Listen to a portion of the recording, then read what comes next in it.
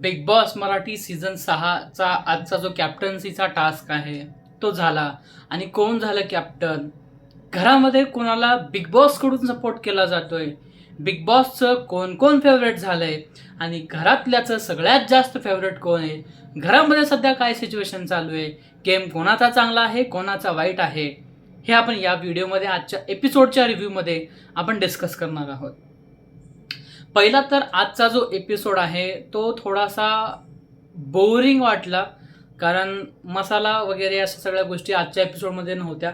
आजचा episode purely धर्मावरती, म्हणजे आपण महाराष्ट्रीयन आहोत, आपल्याकडे गणपती बाप्पांचं आगमन, परत त्यांच्या ज्या काही चतुर्थी होतात, त्यांचे जे काही जयंती होतात, तर या सगळ्या गोष्टीला आपण खूप भर देतो आणि उत्साहामध्ये जल्लोष आपण साजरा करतो. तो त्याच्यामुळं आजचा जो एपिसोड आहे तो अर्ध्याच्या वर आपल्या गणपती बाप्पावरती आधारित होता.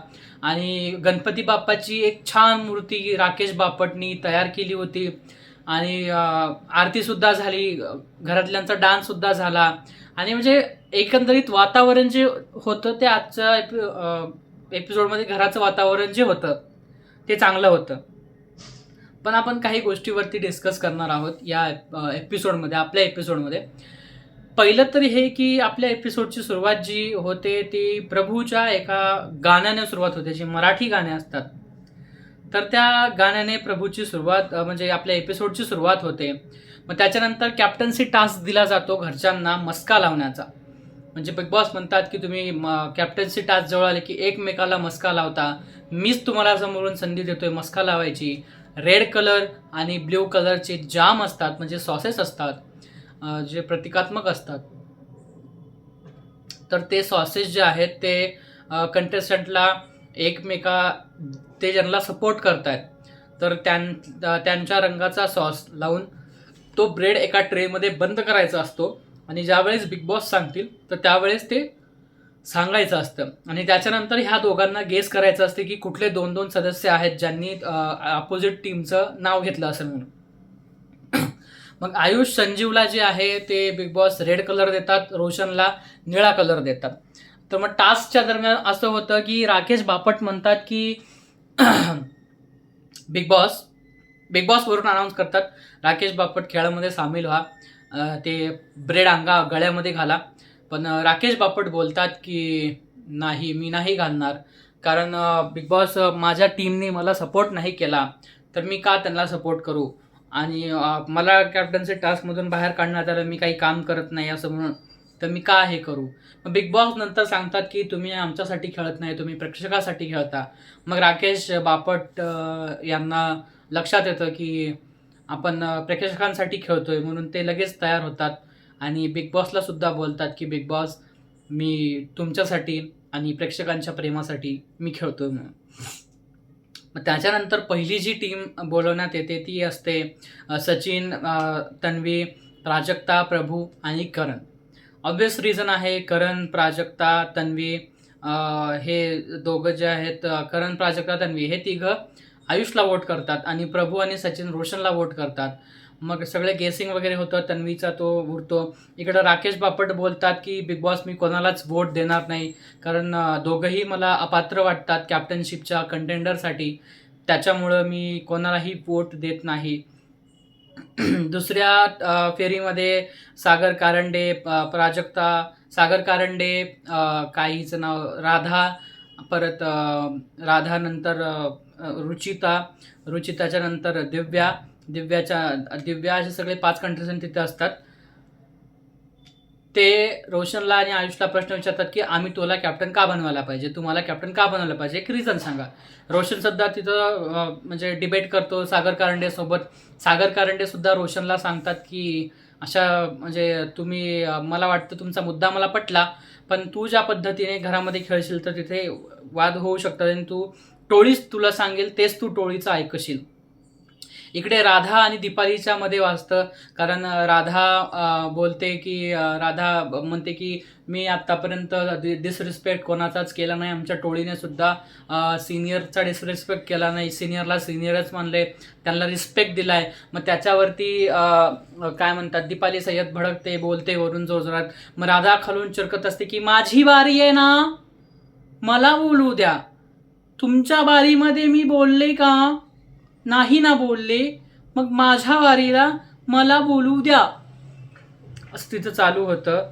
आणि दुसरी जी फेरी आहे तो आपला हे जिंकतो, आयुष जिंकतो. एक मुद्दा सांगायचा असा म्हणजे की सागर कारंडे आयुषला जेव्हा विचारतात की आयुष तुला कॅप्टन का व्हायचंय, त्याच्यानंतर सागर कारंडे त्याला प्रश्न करतात की आयुष तुझं काल जे चुकलं, जे काल तू राकेश अरे काय चुकीचं वागला तू, काय चुकीचं वागला आयुषने काहीच चुकीचं वागलं नाही काल. त्याला गेम खेळायचा होता, त्याला कॅप्टन बनायचं होतं. सो त्याने ते विचार करून राकेश बापटला बाहेर काढलं ना, अनुश्रीचं मत पुढे ठेवून, अनुश्रीवर नाव ढकलून. कॅप्टन बनायचं होतं आयुषला, मग काय चुकीचं आहे तुम्हीच सांगा. ज्यावेळेस असा हे टास्क समजा आयुष आणि राकेशमध्ये झाला असता, अर्ध्याच्या वर लोक राकेशला वोट दिले असते. का? कारण सिनियर आहे तो, त्यांना गोड बोलतो आणि तो एक दाखवतो की मी सिनियर आहे, मी बिग बॉस ठेवून आलोय, अशा सगळ्या गोष्टी असतात. तो एक सिनियर सिटीजनचा एक दबाव राकेश बापट निर्माण करायचा प्रयत्न करतायत. आणि आज बिग बॉसने सांगितलेलं की जयंती आहे, आज माघी गणेश जयंती आहे, सो त्याच्या निमित्त आपण घरामध्ये गणपती साजरा करतोय. आणि अशा सगळ्या गोष्टी झाल्या. आजच्या एपिसोडमध्ये तेवढं काही खास झाले नाही, याच काही खास गोष्टी होत्या. आणि कॅप्टन आपला जो आहे तो आयुष संजीव या शोचा दुसरा कॅप्टन, सीझनचा दुसरा कॅप्टन हा झालेला आहे. आणि आजच्या एपिसोडमध्ये एवढ्याच गोष्टी घडल्या. ग्रुपिझम दिसलं, पण ग्रुपिझम सोबत हे सुद्धा दिसलं की जेव्हा एखादा सण असतो तर सगळे कुटुंबामध्ये जे काही वाईट लोक असतात, चांगली लोक असतात, भांडखोर लोक असतात, ती सगळी एकत्र येतात आणि सण साजरा करतात. तर हे आजच्या एपिसोडमध्ये ही गोष्ट खूप चांगली वाटली. गणपती बाप्पांचा जल्लोष झाला, गणपती बाप्पांची आरती झाली, सगळ्या गोष्टी झाल्या, मन प्रसन्न झाला एपिसोड बघून. पण कसं असतं की ग्रुपिझम शेवटी ग्रुपिझम असतो. आणि तुम्ही फेवरेटिझम बिग बॉस मराठीला एवढंच सांगणं आहे की बिग बॉस मराठी हिंदीसारखं नका होऊ देऊ. एकाच प्लेअरला सपोर्ट केला जातोय किंवा एकाच प्लेअरला काही बोललं जात नाहीये.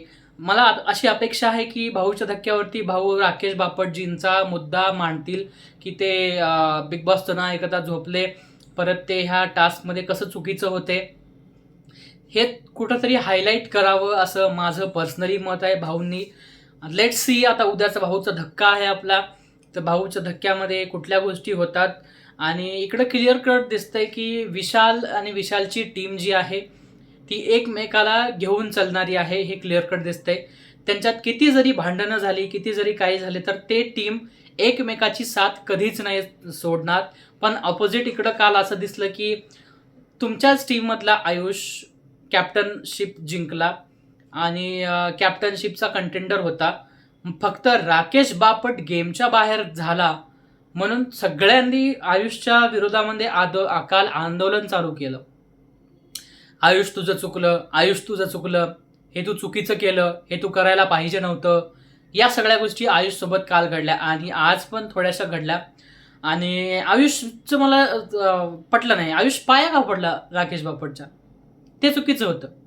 पाया का पडायच्या त्याच्यामुळे थोडंच तू टास्क जिंकला. तो म्हणतो की मी तुमच्यामुळे, तुला लोकांनी वोट केलं, तिथल्या 5-6 लोकांनी, त्याच्यामुळे तू जिंकला. आणि आता तू बोलतो की राकेश बापटमुळे जिंकलो. लॉजिकच नाही काय आयुष्याच्यामध्ये. सो अशा सगळ्या गोष्टी झाल्या आजच्या एपिसोडमध्ये. तेवढं काही बोलण्यासारखं पण नव्हतं, बोलण्यासारख्या काही गोष्टी झाल्या पण नाही. 2-3 महत्त्वाच्या गोष्टी झाल्या तर त्याच मी तुमच्यासमोर मांडल्या. आणि मला असं पर्सनली कुठंतरी वाटतं की राकेश बापट यांना थोडंसं फेवरेटिझम केलं जातंय. ते सिनियर आहेत, हिंदी मराठी सिनेमे केले, हिंदी बिग बॉस केला आहे त्यांनी. आणि अशा सगळ्या गोष्टीमुळे मला असं वाटतं की पर्सनली राकेश बापट यांना फेवरेटिझम केला जातो. लेट्स सी येणाऱ्या एपिसोडमध्ये काय होतं. परत रितेश भाऊ काय बोलतात, त्याच्यावरती काय टीका मांडतात, कोणाला काय बोलतात, कोणाला ते प्रेज करतील, या सगळ्या गोष्टी आपण उद्याच्या भाऊच्या धक्क्यावरती निवांत बसून बघूयात आणि त्याच्यानंतर डिस्कस करूयात. भाऊचा धक्का संपल्यानंतर भाऊचा धक्का जे आहे त्याच्यामध्ये कुठल्या कुठल्या गोष्टी झाल्या आणि काय काय कसं कसं झालं. तर आपण भेटूयात उद्याच्या एपिसोडच्या रिव्ह्यूसाठी, भाऊच्या धक्क्याच्या रिव्ह्यूसाठी. जय महाराष्ट्र.